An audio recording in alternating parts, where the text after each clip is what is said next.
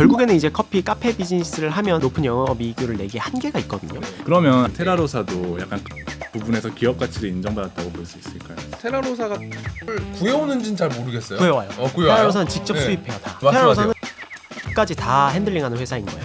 그래서 영업이익률이 높아요. 그러네요. 네. 그러네요. 지금 보시죠.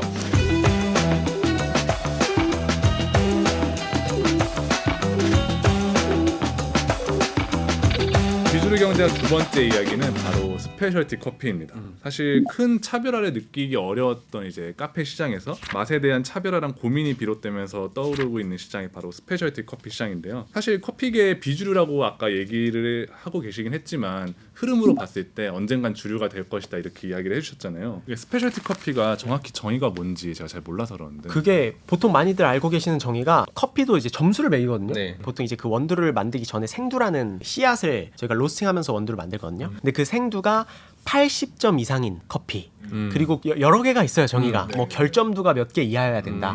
재배 과정이나 뭐 가공 과정이 고객들한테 투명하게 전달돼야 된다. 뭐 이런 여러 가지 가치가 있거든요. 제 언어로 정리를 해봤거든요. 저는 이제 커피의 독특함 그리고 고유함을 시장에서 인정받아서 부가가치가 높은 커피. 그래 너 비쌀만 해.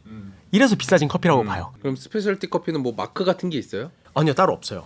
마크 그러니까 인증된 그런 게 없어요. 그 도장 하나 찍어줘야 되는 거 아니에요? 그러니까 저도 그게 있었으면 좋겠는데 뭔가 근데 그 니즈가 있을 것 같아요 진짜. 있죠. 네. 있는데 이게 누가 인정한 거야? 그러면 이게 그 영향력 있는 단체가 네. 딱 이제 뒷받침해줘야 되는데 이제 그런 게 없는 거죠. 그러니까 보통 지금은 그냥 산지에서 이거 스페셜티 커피야 그러면 스페셜티 커피야? 그러니까 공급자와 수요자가 그냥 협의해서 인정한 커피들이 이제 스페셜티 커피가 되는 거죠. 그러면 내가 그냥 이거 스페셜티 커피라고 할래라고 그냥 스페셜티 커피라고 해서 팔아도 문제는 없나요? 그 기준을 만들어놨어요. 네. SCA에서 네. 이 커핑 시트라고 점수표를 만들어놨고 그 점수표대로 이제 점수를 매겨서 80점이 넘으면 네. 스페셜티 커피인 거예요. 아 셀프 체크네. 그렇죠. 근데 이제 셀프 체크. 이래서 신빙성이 그러니까 떨어지는구나. 어떤 이제 공증된 하지만 이제 이런 것들이 만연해지니까 네. 그걸 방지하기 위해서 이제 옥션 같은 프로그램이 있어요. 뭐 COE라고 이제 컵 오브 엑설런스라는 이제 국제적으로 뭐 에티오피아에서도 열리고 브라질에서도 열리고 이런 게 있는데 그 단체는 농장들이 이제 거기다 다 출품을 해요. 막 이제 커피들을. 그러면 이제 국제적으로 심사위원들이 각국에서 이제 모여가지고 그걸 커핑을 합니다. 커피를 다 맛보고 점수를 매겨요. 그 경연 대회 점수. 같은 거 하는 맞아요. 거예요? 그런 것들이 더 비싸죠. 거기서 1등한 커피들은 뭐 가격이 상상을 초월하고 있어요. 예. 저희가 흔히 볼 수 있는 1kg에 뭐 한 1,000만 원이 넘어가는 커피들도 있고요. 왜냐면 거기서 입상을 하면 전 세계에서 달라고 할 거니까. 그쵸. 경매를 해서 이제 그거를 나는 얼마 주고 사겠다. 그럼 제일 높은 가격을 부른 데가 그걸 사가는 거죠. 재밌는 시장이네요. 그러니까. 여기서 스페셜티 커피로 결국 소비자들이 넘어가는 게 흐름이다. 이 파이가 커질 것이다라고 이야기해 주셨잖아요. 네. 재용님 의견은 네. 어떠세요? 그러니까 저는 모르겠어요. 그러니까 인간의 본성을 믿거든요. 네. 인간의 본성은 귀찮음을 이겨낼 수 없고 습관은 변하지 않는다가 저는 인간의 본성이라고 생각해봤을 때 스페셜티 커피를 먹게 되면은 가격이 훨씬 비싸지잖아요. 네. 가격이 훨씬 비싸지는데 그 맛의 차이는 인간이 크게 느낄 수 없을 것이다. 그리고 이걸 또 내리는 과정이 훨씬 번거롭다 보니까 그 귀찮음을 이겨낼 수 없을 것이다. 그래서 스페셜티 커피는 앞으로도 주류로 올라오는 데까지는 너무 힘들지 않을까? 저는 그런 생각을 해요.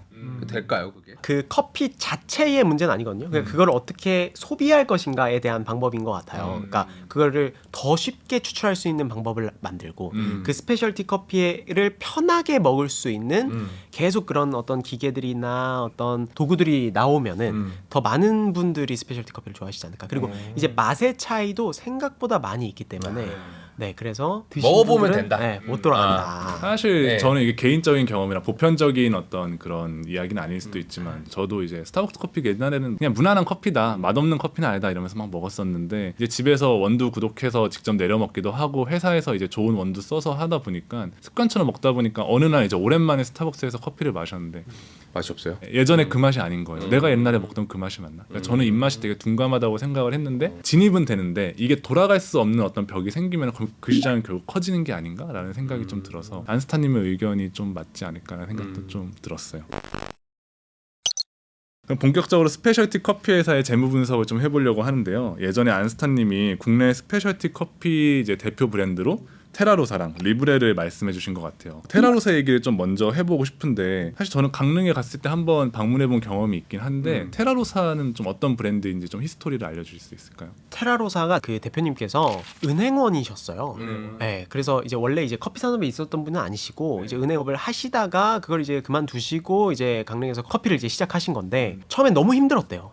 강릉에서 매장을 오픈했으니까 거기까지 찾아오는 사람도 없고 너무 힘들어서 그만둘까를 고민을 엄청 많이 하셨다고 하시더라고요. 이제 그러다가 어느 순간 갑자기 어느 순간 막 물밀듯이 사람이 네. 찾아오는 강릉까지 커피 마시러. 이 커피가 맛있다는 소문을 듣고 거기서도 이제 굉장히 앤틱한 디자인으로 인테리어를 해놓으시고 그 핸드드립만을 고집하셨거든요. 입소문이 날 때까지 견디기가 굉장히 힘들었던 거지. 만약 그거를 견디지 못하고 일찍 접으셨으면 지금의 테라로사가 없었겠죠. 그렇게 커피 퀄리티를 계속 이제 집중하시면서 시간이 지나니까 그 다음부터 이제 말 그대로 소문이 나서 많은 분들이 이제 커피를 드시러 찾아오기 시작한 거죠. 지금은 강릉하면 이제 커피 도시라는 인식이 사람들한테 많이 퍼져 있잖아요. 그러니까 커피 도시라는 그런 이미지를 만든 것 자체가 테라로사가 시작이었던 건가요? 저는 개인적으로 그렇게 생각을 해요. 테라로사가 있었기 때문에 강릉이 커피 도시다라고 이야기를 할 수 있는 거라고 생각을 하거든요. 사실 그 전까지는 교외로 카페를 간다라는 문화가 없었어요. 지금. 그렇죠. 네. 근데 맞아요. 그때부터 생겼거든요. 그렇죠. 네, 그리고서 이제 외곽의 카페들이 굉장히 우후죽순 생기면서 막 대형 카페들이 그때부터 이제 많이 생기기 시작했어요. 그 테라로사를 기점으로 이제 막 퀄리티 좋은 카페들이 많이 들어서 시작하고 강릉의 커피 도시라는 이미지를 만들어준 네. 그런 히스토리가 있군요. 아까 잠깐 얘기했지만 테라로사라는 커피 브랜드가 700억 원의 투자를 받았다고 했어요. 네. 그러니까요. 저도 700억을 받았다라고 하니까 그러니까 700억을 투자를 받으려면 기업 가치가 못해도 한 2천억에서 3천억 정도 돼야 되거든요. 과연 이 회사가 기업 가치 2천억에서 3천억 정도 될까?를 재무제표를 보면서 살짝 한번 생각을 해봤는데요. 네. 기본적으로 2018년에서 21년까지 매출액의 변화가 좀 이게 꾸준히 있습니다. 매장이 1년에 한두 개 내지는 두세 개씩 늘어나면서 매출액이 한 400억까지 늘었고요. 특이사항은 영업이익률이 높은 편입니다. 이게 영업이익률이 23% 나오거든요. 21년에 94억을 벌어요. 23%면은 뭔가 오프라인 비즈니스를 하는 회사 치고는 꽤 높은 편이거든요. 그러면 이 회사의 기업 가치가 얼마일까 생각해 보면 기업 가치는 보통 이제 뭐 여러 가지 방법이 있는데 가장 쉬운 게 영업이익 곱하기 얼마 몇 배수냐를 찾는 게 제일 쉽거든요. 그러면 한 2, 3천억 나오려면은 지금 한 94억 버니까 못해도 영업이익의 한 20배에서 30배는 곱해야겠네. 보통 이제 그렇게 생각할 수 있는데 20배에서 30배면은 굉장히 빠르게 성장하는 IT 비즈니스의 배수거든요. 투자한 쪽에서는 단순히 그냥 현재 이 회사의 실적보다는 내가 이 회사에 자금을 투입해서 있을 미래의 성장을 훨씬 더 크게 베팅했다라는 생각이 딱 들었어요. 그래서 그랬구나.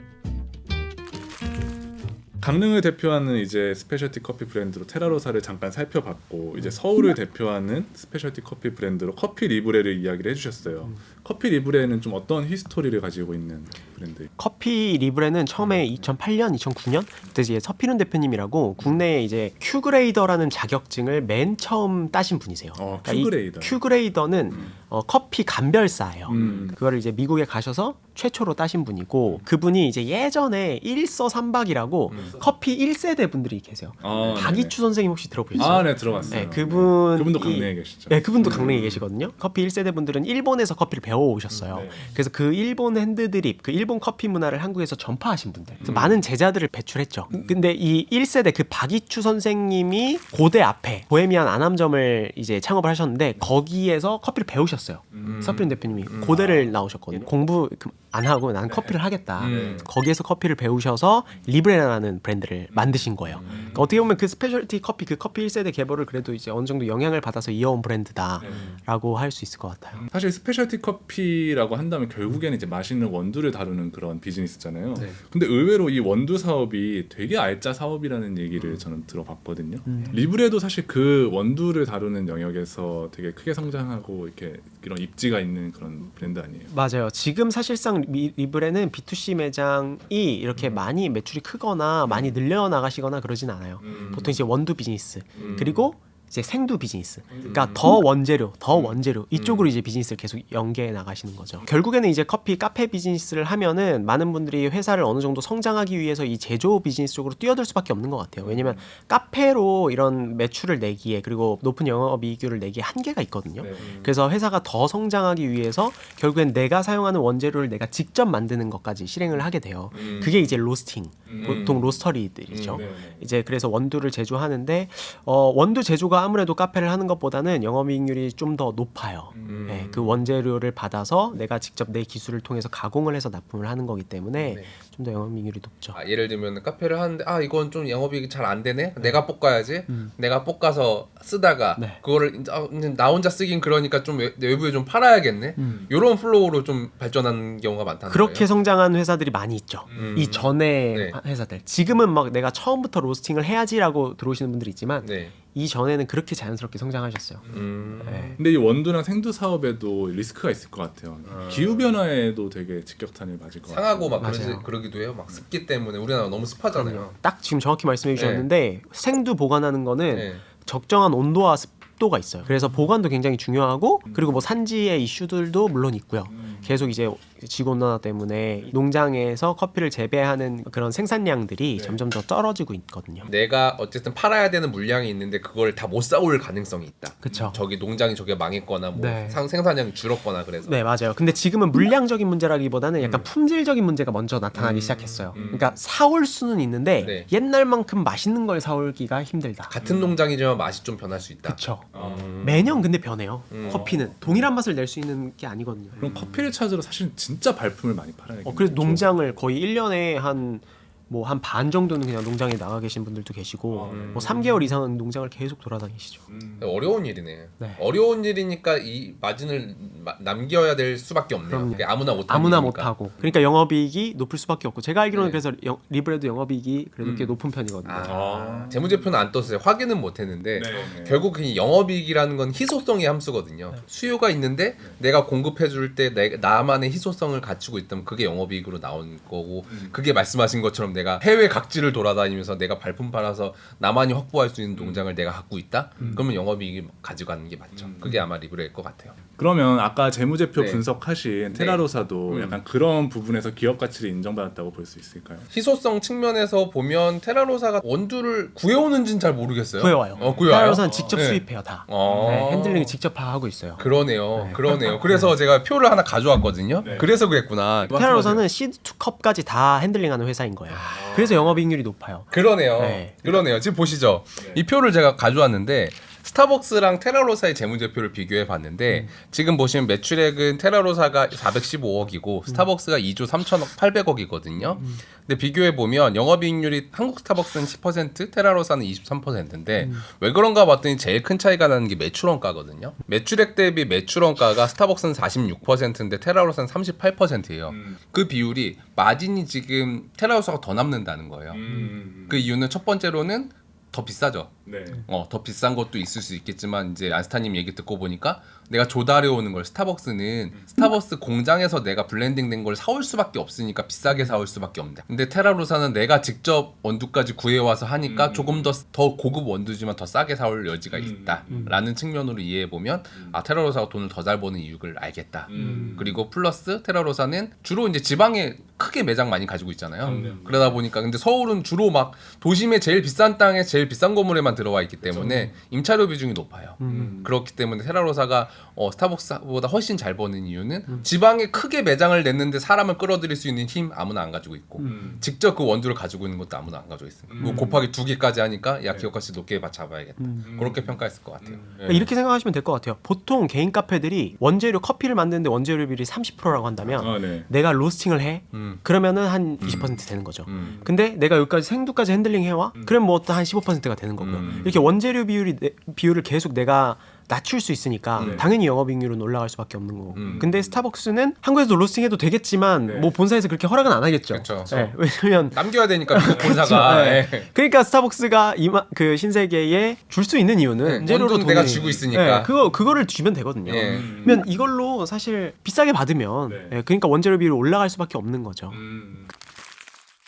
사실 저희가 지금까지 테라로사랑 커피리브레라는 브랜드에 대해서 좀 이야기를 많이 해주셨는데 이 두 곳 말고도 안스타님이 좀 추천할 만한 그런 브랜드들이 또 있을까요? 저는 모모스 추천할 수 있을 것 같아요. 네. 부산에 있어요? 네, 부산에 있는 모모스도 꽤 잘하고 있고요. 추천의 이유가 뭘까요? 세계 바리스타 대회에서 우승한 세계 챔피언 전주현 바리스타가 지금 대표로 있는 브랜드이기도 하고요. 부산이 지금 커피 도시로 굉장히 많이 이렇게 힘을 실고 있는데 거기에서 가장 이렇게 1등 중심에 있는 브랜드예요. 매장도 되게 멋있고 되게 커요. 그래요? 영도 한번 가보시면은 네. 한번 방문하시면 너무 좋아요. 또 서울에는 프리츠라는 데가 또 한 군데 있죠. 아 프리츠 네, 유명하죠. 프리츠. 네, 프리츠도 되게 잘하고 있고요. 뭐 프리츠나 모모스 전부 다 로스팅 그리고 생두까지 다 컨트롤하는 그런 브랜드라고 할 수 있을 것 같아요. 그러니까 우리나라에 대표하는 어떤 스페셜티 커피 씬을 경험해보고 싶으면 서울에서는 프리츠, 부산에서는 모모스를 가라. 그리고 온라인에는 언스페이스. 그렇죠, 그렇죠. 네. 온라인에서 네, 어떻게 빼놓을 수 됩니까? 없죠. 네. 저희가 이야기를 이제 마무리하는 단계에 들어선 것 같은데요. 안스타님은 커피 좋아하는 그런 덕후들을 진짜 많이 만나보실 거잖아요. 네. 커피 덕후들의 어떤 특징 같은 게 있나요? 공통점이라든지. 일단 기본적으로 다른 취미들도 많이 가지고 계신 것 같아요. 커피를 좋아하시는 분들이 뭐 자전거라든지 다른 와인이라든지 이런 쪽의 취미도 같이 가지고 계신 분들이 그래도 비율이 좀 꽤 있었고요. 뭔가 좀 깊게 파고 들어가는 걸 좋아하는 분들이기도 한가요? 네, 그런 분들도 있어요. 그러니까 저는 보통 한 네. 80점까지 하면 만족하고 굳이 더 안 들어가려고 하는데 네. 사실은 스페셜티 커피나 이제 뭔가 미식, 그러니까 일종의 미식에 가깝잖아요. 이걸 탐구하시는 분들은 80점에서 이제 만족을 못하고 오랜 시간을 들여서라도 1점씩을 더 올리고 싶어하는 사람들인 거잖아요. 그런 발견의 재미를 잘 느끼시는 분들인 것 같다. 그런 생각이 좀 들더라고요. 커피랑 먹을 때 어울리는 음식 이런 것도 있나요? 이제 음식이랑 같이 페어링하지는 많이 않다 보니까 디저트 쪽으로 많이 이렇게 같이 드시는데 이제 산미가 있는 커피들은 네. 좀 자극적이지 않은 디저트들이랑 같이 드세요. 그리고 추천을 하고요. 슴슴한 거. 식사빵 같은. 네네네 아. 맞아요. 그리고 좀 더 다크한 커피들 있잖아요. 네. 쓴 커피들 네. 이런 커피들은 되게 단 디저트들이랑 같이 페어링해서 많이 나가고요. 뭐 케이크라든지 뭐 이렇게 굉장히 당도가 높은 디저트들이랑 같이 많이 드시죠. 단 거 먹을 때는 쓴 거 뭐 드시고 맞아요. 슴슴한 거면은 이제 약간 산미 있는 걸로 네. 먹어라. 그래서 스페셜티 커피가 이런 식습관이나 식문화에 따라서 이제 잘 전파가 된다는 주장도 많이 있어요. 네, 서구권에서는 아무래도 자극적이지 않은 음식을 먹다 보니까 커피 자체도 이제 쓴 커피보다는 약간 산미 있고 가벼운 커피들을 그러네. 선호를 한 거고 그러네요. 한국은 예전부터 막 신맛, 짠맛, 뭐 네. 매운맛 이런 음식들을 많이 선호하다 보니까 맞네. 좀 쓴 커피가 좀 더 맞은 거예요. 한국 빵이 달아요. 아, 설탕이 그래요? 많이 들어가요. 아. 네. 빵의 진심이야. 네. 그러다 보니까 쓴 걸 많이 먹어. 그래서 스타벅스가 잘 되는 거예요. 그럼요. 네. 케이크랑 먹기 좋은. 네. 케이크랑 이런 먹기도 식으로. 좋고. 네. 근데 케이크랑 먹을 때 또 신커피 마시면은 또 잘 안 어울린다는 느낌 받거든요. 그렇겠네요. 네. 근데 또 요즘에 또 한국 젊은 층 위주로 식습관이 또 변하잖아요. 그쵸 그쵸. 네, 그래서 또 설탕 조심해야지. 맞아요. 네. 자연스럽게 또 네. 이런 산미 있는 커피들이 또 이렇게 각광을 받고 있는 거 아닐까.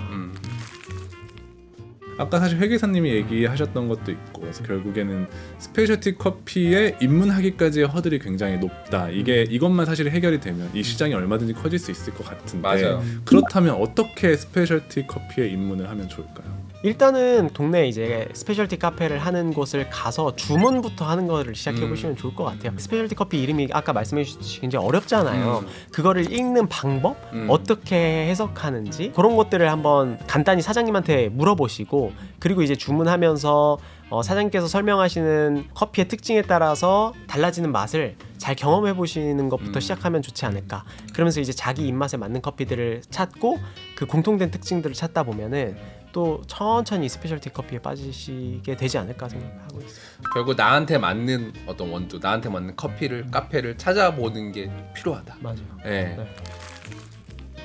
오늘 비주류 경제와 커피 산업을 둘러싼 경제 이야기를 좀 나눠봤는데요. 내 취향 뒤에 있는 경제 이야기가 궁금하시다면 댓글로 남겨주시면 감사하겠습니다. 그러면 저희는 다음 주에 다시 돌아오겠습니다. 감사합니다. 감사합니다. 감사합니다.